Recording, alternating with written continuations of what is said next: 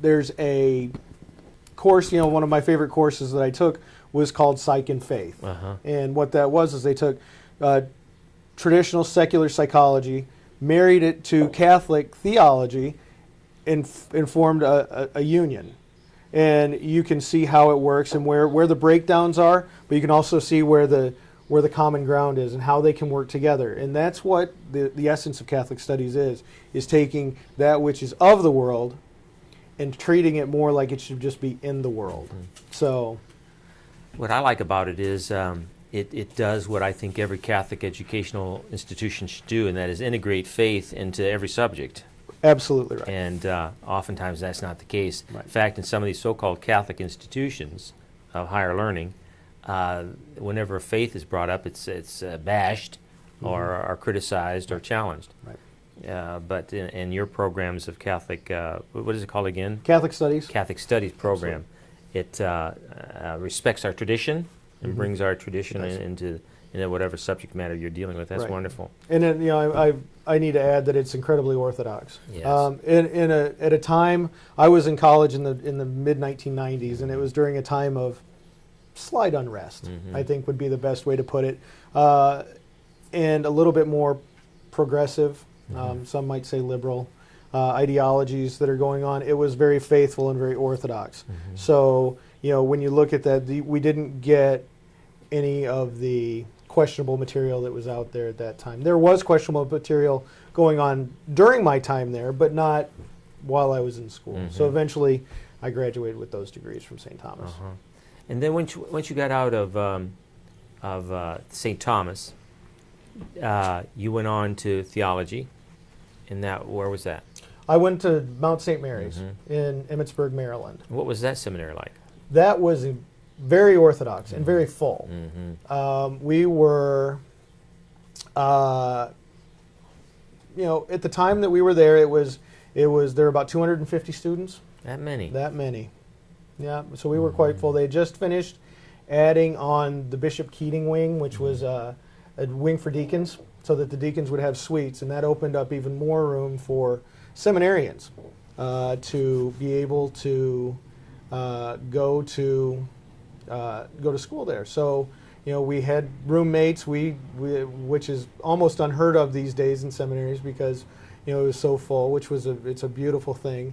The liturgies were very orthodox. We had great teachers, in particular, Father Zilla, who was a Crozier father from Minnesota, ironically, was there, and he taught catechism. We were just, I was just speaking about him a few days ago to a friend of mine, saying, one of the things that he expected of all of the seminarians, and it was part of your first year in seminary, was that we had to all memorize pieces of the catechism. We were given a section of the catechism, whether it be one or two paragraphs, and we had to memorize those one or two paragraphs and repeat them back verbatim.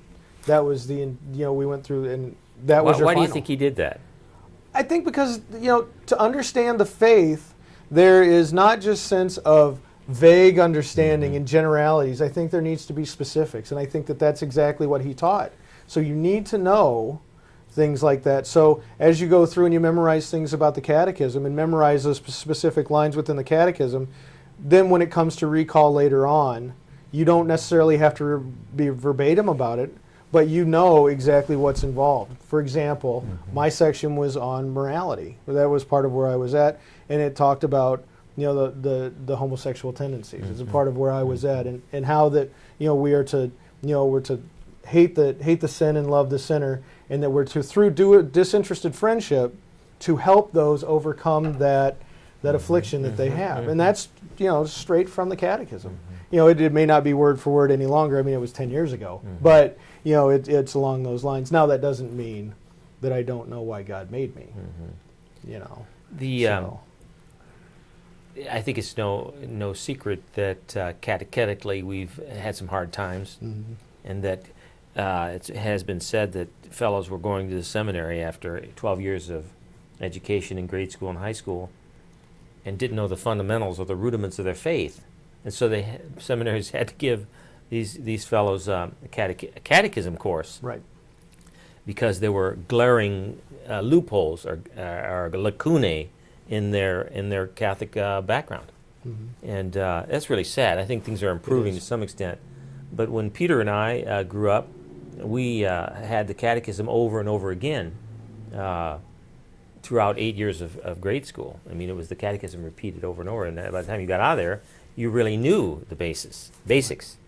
And it's a tragedy that a lot of children today don't have the basics to heart.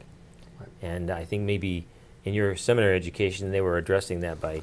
I agree. I mean, it's one of the nice things about being raised in a more traditional family. I mean, I wouldn't say that we were, ultra conservative in our beliefs, but we learned from the Baltimore Catechism. And, volumes 1, 2, and 3 as we grew up. We did that on our own.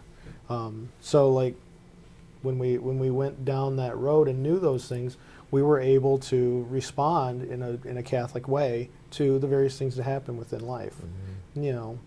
Does that mean that we had shortcomings? Absolutely. Does it mean that we fell? Absolutely. Does it mean that I paid attention to what the Catechism taught every day? No. I mean, I'm as fallible as the next person, but it gave me a strong root, and that's, I think, the key. You look at the root of Jesse, and you talk about the root of Jesse and how it springs forth, and I think that's what the Catechism does for us. Exactly. Well, Andrew came to St. Anthony's parish about a year ago now, and he immediately got involved in the liturgical life of the parish, and I learned at that time that he had been in the seminary, and he continues to assist us here with the liturgical life.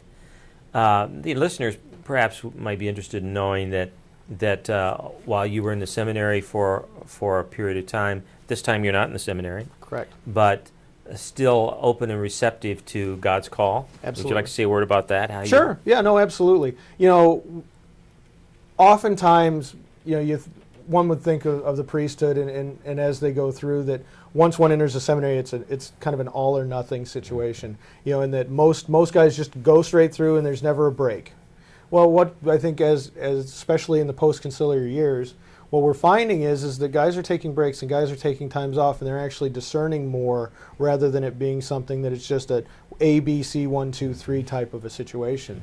Well, I have discerned at this point in my life that being single and being a layman is the best place for me to be. I mean, I have a great devotion to Saint Joseph Benedict Labre, who is the patron saint of single people. So as and that's what I feel called to. Now, does that mean that I'm closing the door to the seminary? No, absolutely not. I mean, you're constantly discerning, your life constantly evolves. So 10 years ago, I determined that it was not in my best interest as a Catholic to continue in seminary, so I decided to take some time off with the understanding that there may be a time that I go back, or there may be a time that I don't. It's God's call, it's God's will, just as much as it is mine. I think the two have to work together. Exactly. A lot of times we're told, no, you just need to do what God tells you to do. And that, I believe, is a mistake. I think that we have to work in tandem with the will of God in order to make it fruitful. If we're simply just submitting without understanding, there's no fruit in that. It's like the seed that falls on thorny ground or rocky ground. So, yes, the call of the Lord to each of us to follow Him means we have to surrender our will to His will. Absolutely. And that doesn't mean our wills are insignificant, but it does mean that we understand God created us for a purpose, and to discern what that purpose is what vocation is all about.